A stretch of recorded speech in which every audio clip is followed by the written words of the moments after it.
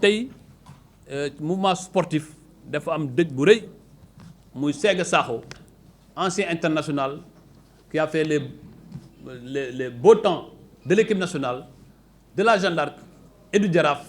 nous a génn àddina tey ñu koy ñaanal yàlla xaare ko àjjana. C'est tout le monde du sport qui àndee ñuy associé à sa famille ak le monde sport yëpp di naqaru li am naqaru li itam li accident bi am ci région de Diourbel benn bus tàkk fa ba 16 personnes gaañu fa naqaru li itam ñi nga xam ne dañoo de plus de 200 personnes ñaari téeméeri nit yu ci géej gi ci nga xam ne dañoo bëgg a génn gi réew mi ñu doon wax ni buñ àggee ci réew mi dara dootul amati Sénégal ngi continuer di dëkkuwante ak ay jéey yu mel noonu ñuy massawu famille yooyu ñuy massawu Sénégal ci yooyu am tey man maa décidé ñëw tey def point de presse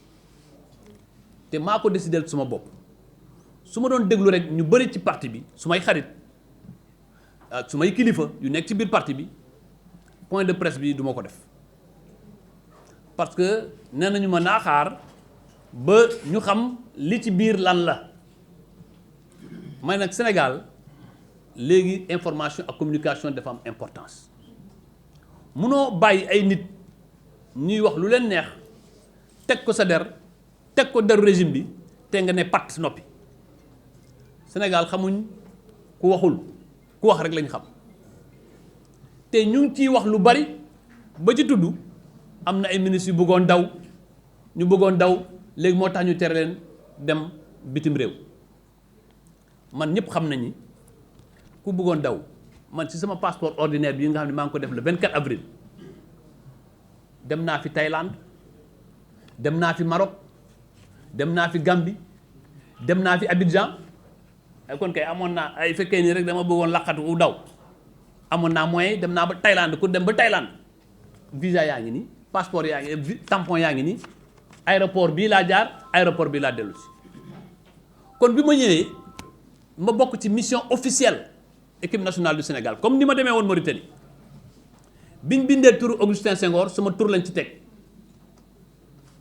ñoom ministère des sports jot nañu liste bi avion bi ñu waroon dugg avion wu état Sénégal la moo ko affrété équipe nationale du Sénégal ku bëgg a daw dana jëm ci avion Sénégal ci délégation Sénégal am ci biir délégation bi 5 agents de sécurité yu nekk BIP ci BIP la ñu jógee du fédération moo leen di ñu nekk ci délégation bi ñun ñëpp ñu ànd stade bu ñu jógee stade ñu dem hôtel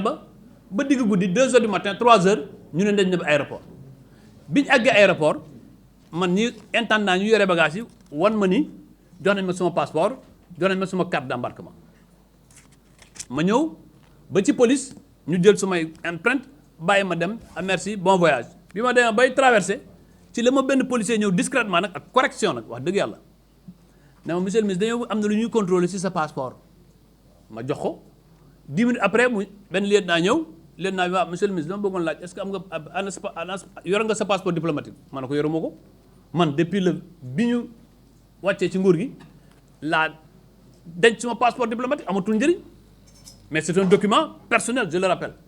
c'est un document personnel il y a aucune obligation de restitution du passeport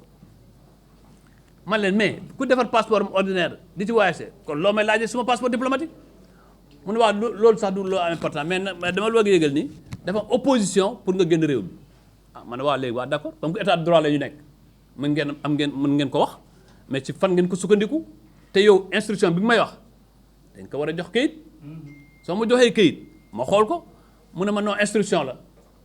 ma ne ko waaw mais instruction dafa am kayit nag même bu ñu la jox instruction de leen diw ak diw bu ñu génn réew mi te nag ma ne ko mon lieutenant man ci sama bopp du rapport OFNAC du rapport Cour des comptes du rapport IGF du rapport inspection générale d'État bi ñu ma ko jox passation de service bi ma def nañu lépp signé lépp te ba tey inspection générale d'État defuma observation ci li nga xam ne def nañu ko ci passation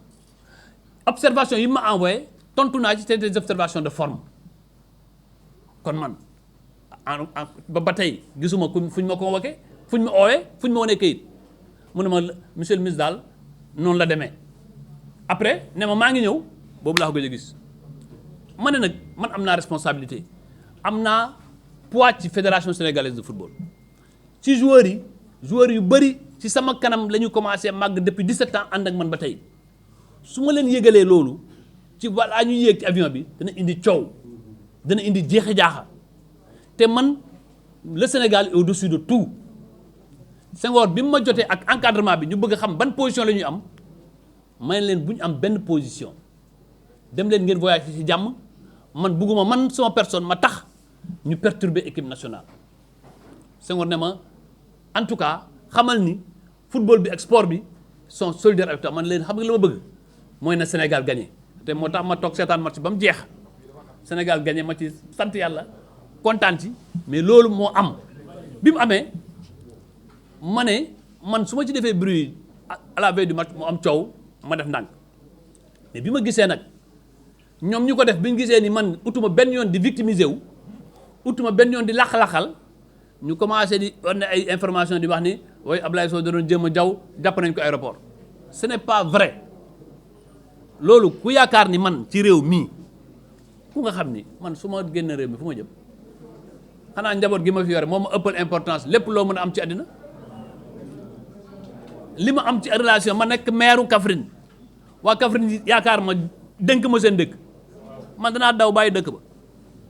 et kuy daw moo kuy def boo defee dañ lay won lii nga def kon par conséquent loolu moo tax man ma jël suma responsabilité bopp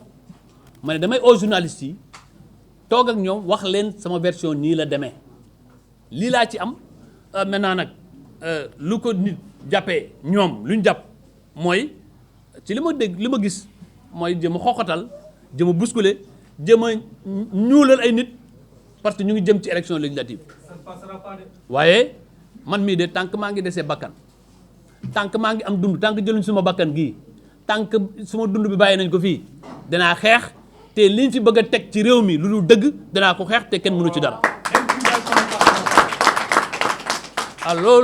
loolu moo nekkoon sumay kaddu wax naa ko sànq vraiment am naa occasion yu bëri yu nga xam ne tukki naa fi ñëwaat à l'aéroport aw ma benn ku bëgg a laxatu mais du jaar ci équipe nationale du jaar doo yore benn walis bu nga xam ne ñaari yére ci nekk il faut quand même qu'on soit sérieux et qu'on respecte les gens mais moi on peut me manquer de respect on peut essayer de m'humilier on peut essayer de toucher ma dignité mais ils ne toucheront jamais mon honneur ils ne toucheront jamais mon engagement ils ne toucheront jamais mon engagement au service du pays s'il faut mourir je vais mourir mais je resterai debout et droit dans le combat que je mène au service du Sénégal c'est ça le plus important moo tax ma kontaan ci journaliste ñu ngi ñëwee en masse malgré actualité yi bëri assemblée ak feneen mais man dama jàppoon ni le fer il faut le taper quand il est chaud maintenant ce que je rappelle moi je reste un citoyen sénégalais un fonctionnaire sénégalais qui est à la disposition de son pays partout où le pays m'appellera je répondrai sans rechigner mais il faut savoir aussi qu'il y a des limites à tout on ne peut pas nous brimer de cette façon on ne peut pas nous traîner de cette façon comme si nous étions des malfrats après avoir servi loyalement et dignement ce pays après avoir rendu à ce pays des services dans tous les domaines. La Fédération sénégalaise de football. Je suis aujourd'hui commandeur de l'Ordre national de Lion parce que nous avons été champions d'Afrique et dans cette Coupe d'Afrique, j'ai joué un rôle important.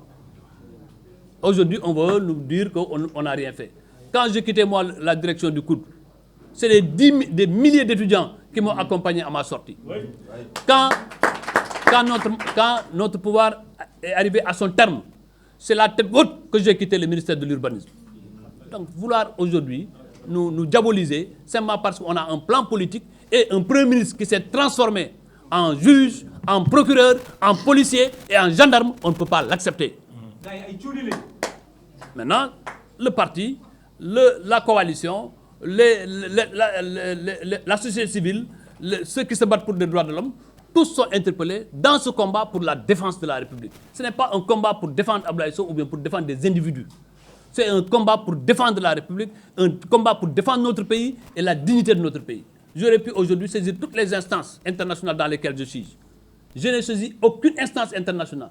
Parce que pour moi, le combat, il est ici Et il ne faut pas ternir l'image de notre pays. Ceux qui ont en charge la gouverne de ce pays, ceux qui ont en charge la direction de ce pays, si eux n'en ont pas conscience, nous allons les rendre conscients de cela.